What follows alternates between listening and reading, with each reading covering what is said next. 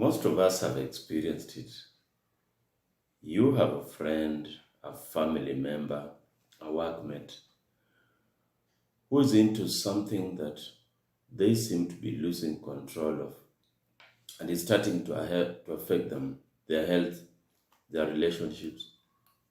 And as a friend, a family member, you observe this person and see, like, my brother, I think, is losing it, but you find difficulty approaching them and broaching this subject because your fears. How will they react? What will they think about me? Maybe they will hate me. I will spoil my relationship. And so you postpone action, but you cannot help seeing the problem get worse and worse. And you don't know just when to go in. This is what we want to talk about today. Welcome to Dr. BMS channel. And if you are here for the first time, Dr. BMS channel discusses matters health that affect us, the body, the mind, the soul, our relationships, our families, so that together we can grow better, bigger, and happier people. Consider also subscribing to our channel so that you make it grow, and sharing our videos. When you like the message in them with friends, with family, you spread this, because this word of mouth is powerful in creating awareness around ourselves for the good things we believe in. So back to our subject. How do you broach a difficult subject with a loved one? I'll use the example of alcoholism because we are continuing with our series on how to help people avoid abusing drugs and alcohol. So you have a family member, a friend, a workmate who you observe is sinking deeper into alcoholism, but you're afraid you can't talk to them because you're worried how they will react, what they will think about you. Maybe it will spoil your friendship. But as you hesitate, you worry that this problem is getting more and more and it may affect them. How do we deal with this? Before we go into how to deal with it, let's ask ourselves what makes it difficult to discuss these sensitive topics with people who are close to us. There are a number of reasons why many people find it difficult to broach these difficult subjects. And I'll go over just a few of them, the commonest, and then quickly move to how we can help ourselves out of this situation and the process help the loved ones who have a problem. So, as the saying goes, familiarity breeds contempt. And this is the first reason. Familiarity breeds contempt. And also, we can add that familiarity brings smoke screens. So, a family member, a friend, a workmate, this is someone you are familiar with. You work with them, you live with them, you know each other very well. And for you then to go and talk to them and tell them that what they're doing is wrong or how they're doing it is wrong, it's difficult for most people because it's like at that moment in time, you have removed yourself from where you normally are with this person. You are normally at par. Your brothers, your friends, your colleagues. So you are more or less at the same level. You share moments together. You go for lunch together. You talk. You know each other's little secrets, family issues. And so for you then to come and give a judgment, it's like you've elevated yourself a little bit above this person. And this scares most of us because you think, this person will say, okay, so now you think you know better, you're better than me. So this person I know, what don't I know about you? Now you want to make yourself my judge, my master. And people fear getting themselves in this situation because they think the familiarity they have with this person will make this person not take their message well, to be contemptuous of them, and this will bring repercussions or alter the dynamics of the relationship that they have, which they are not comfortable to do. So they wait, they hope they don't have to do that just because they want to preserve the relationship. And I added that familiarity brings smoke screens. In this, I meant that because you are so familiar with this person, you are with them all the time, engaging with them, you tend to give them the benefit of doubt. You minimize what you're saying. If they've been drinking a lot, coming home late, missing on work, looking a bit disheveled, or you getting complaints from their friends in the clubs or little whispers, backbiting, you want to think it's not as bad. These people are just maybe reading too much into it, exaggerating it. I know my friend. There's a part of you that says that, I know my friend. And so the familiarity you have becomes like a smoke screen. It shields you from the magnitude of the problem, at least for some point, for some time, until later on it is too big and you cannot avoid it. And then you say, okay, I think it's got out of hand. But someone will tell you it was there, only that you didn't believe it can happen with your friend. That's one of the reasons why we find it difficult. Another reason is, I alluded to it, the fear of being misunderstood. This is your friend. This is someone you've grown up together. You know each and every little thing about each other's lives. And so for you going to them and telling them, hey, what you're doing is wrong, you feel they may misunderstand you. They may not see that it's out of your good intentions you want to help them as a friend. They may see that you're turning against them, or you're starting to assume like you are better than them. And they may then hate you for wanting to show a superiority, to lord over them. Now, these fears of being misunderstood can make it very difficult to broach a difficult subject, a sensitive subject, with a person you are familiar with, a friend or a family member.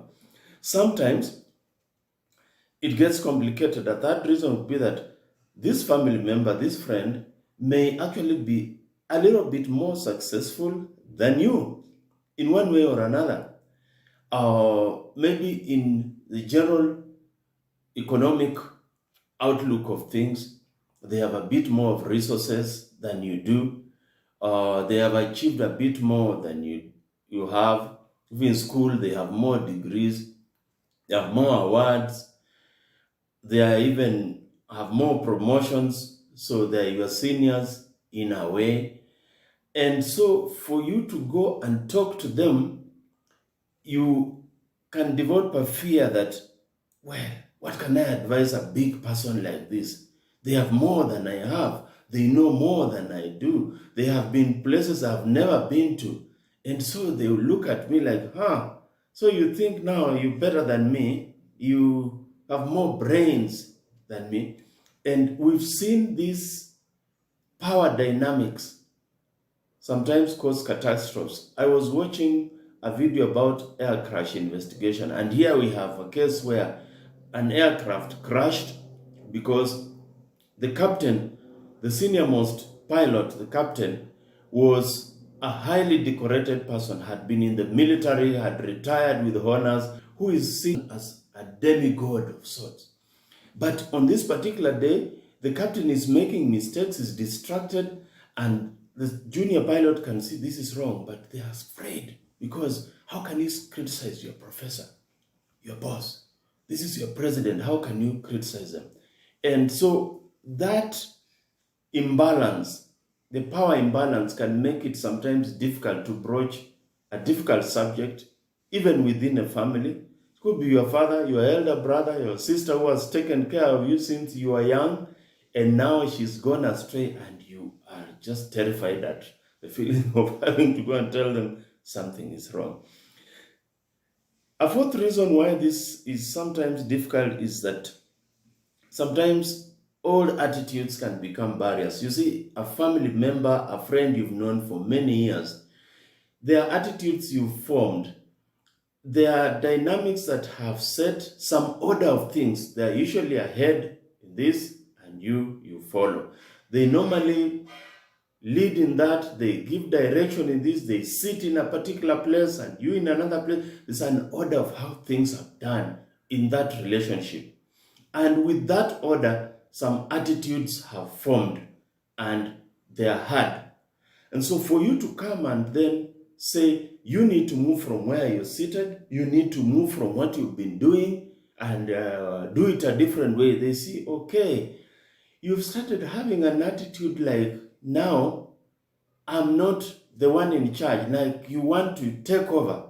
And so those old attitudes of how things are done, should be done, have been done, can become a big barrier and make you unable to broach a difficult, sensitive subject with a family member or friend, especially when it entails you wanting them to change or modify a little bit of what they do. And the last one I'll talk about, the fifth one will be, sometimes we are not perfect, we are humans as well. So we may have that little speck in our eye. And so you feel your brother, your workmate is going astray. They are missing work a lot. They are not meeting deadlines, and you see the boss is concerned. And it's just a matter of time before they are called into a disciplinary hearing. But you also have had such problems in the past. You also drink. And so for you to go and tell this person, I think you're drinking too much, you fear they'll tell you, what about you? Don't you also drink? And so that speck in your eye may be the barrier that may prevent you from broaching this subject, when in fact, you're right in broaching it because your level of drinking is not at the same level. That person has gone beyond and they are starting to lose control. So these barriers make it difficult sometimes, but we have to do it. And so finally, in our video today, let's discuss how then do we do it despite the barriers, okay? Consider this, that as a family member, as a friend, as an associate of this person who is in a problem, you may be the only hope to save this person. Other people may not be in a position like you are to save this person. And so this realization that you may be the last man standing should act as a spur, as a motivation to help you, to move you towards overcoming these barriers that I talked about earlier. And so, go forward, gather yourself and go forward and say, like, I have to do it because perhaps nobody else can do it. And armed with that motivation, go and confront the lion, if we may say, but using some tact, some techniques, which Dr. BMS will explain to you. For one, be on point.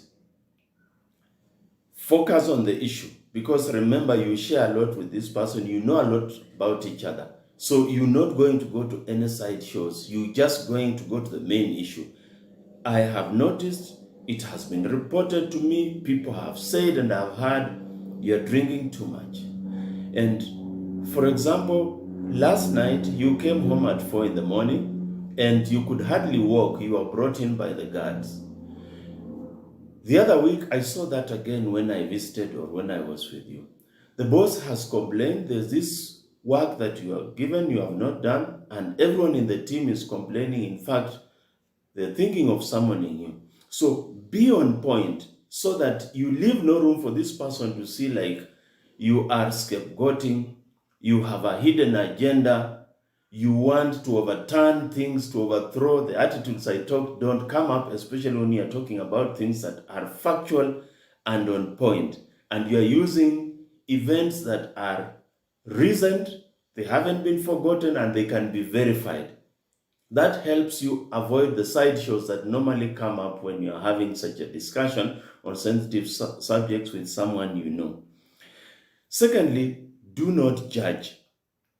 State the fact and the consequences. You came home last night very drunk. You could hardly control yourself. You are being supported by the watchman, and the car was damaged. You had had an accident. And don't start saying, this is wrong, oh, this is immoral. You're showing a bad example, because when you move to that area of judgment, then you are pricking this person in a way that they may become defensive. And you don't want to go into that area. Leave that for other people. There are specialists, counselors, or therapists who will come in. But for you, your objective is just to raise the awareness that there is a problem and let them see like, aha, actually, if I couldn't walk, then there must have been a problem. If the car is damaged, then there must have been a problem. Don't give a judgment, but just share the event and the concern that this can cause a health problem or an eventuality that was not anticipated. Thirdly, as you talk, suggest a way. Suggest a way forward that you came home very drunk and you could hardly walk. What if you could go out without driving yourself and just take a taxi? Is that possible? Is that something you can consider? You are suggesting a solution out of a problem. I see that your performance at work is being adjudged as having dropped. The boss is complained, there's written email that you have not met on a target, and this is worrying because it may lead to a bad appraisal, a demotion, or even a dismissal. Would you consider talking to someone about this? Maybe you have a reason why this happened or it's happening. Would you consider? Would you like to talk to someone? Do you know someone you can talk to? Or can we find someone you can talk to? You are suggesting a solution and not just pointing a finger at a mistake. Go further and suggest to be a partner or a go-between. If the person is, you're suggesting they go and see someone to talk to, go and see Dr. BMS, talk to him. He talks about these issues about alcohol and addiction and good behavior. I can take you to him. Do you want me to call him up? Can I fix an appointment? I can accompany you. Because sometimes some of these people with these problems are actually afraid of seeking solutions because they see that they will be seen in a light they don't want. They have been going around as very senior people, full of control of their lives and just having their act together. And so for them to come and say, it's not working for me, they feel some shame, some guilt. And if you go as a support, it gives them more strength. So suggest to be a partner, suggest to be a go-between, the initiator, and this is a better way. Finally, if it's matters of rehabilitation, suggest rehabilitation. If it's matters of hospital, suggest hospital. If it's matters of training of skills like in the workplace, suggest a training. In short, what I'm saying is that give a solution that is geared to solving the problem that you are dealing with. It's an alcohol use disorder. Do not shy about suggesting rehabilitation. It is poor performance, poor quality of work. Do not fear suggesting a training, a capacity building, and we have short-term trainings that people can do online, or the company can even pay for you if you suggest, I want to be trained how to make a PowerPoint presentation because I've forgotten.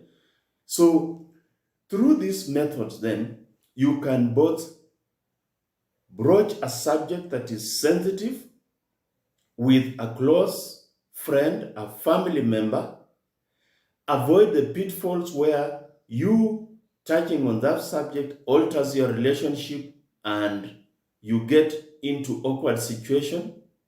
And finally, find a lasting solution about this problem, and if need be a treatment partner to work with your family member or friend until they are strong, they are cured enough to be on their own.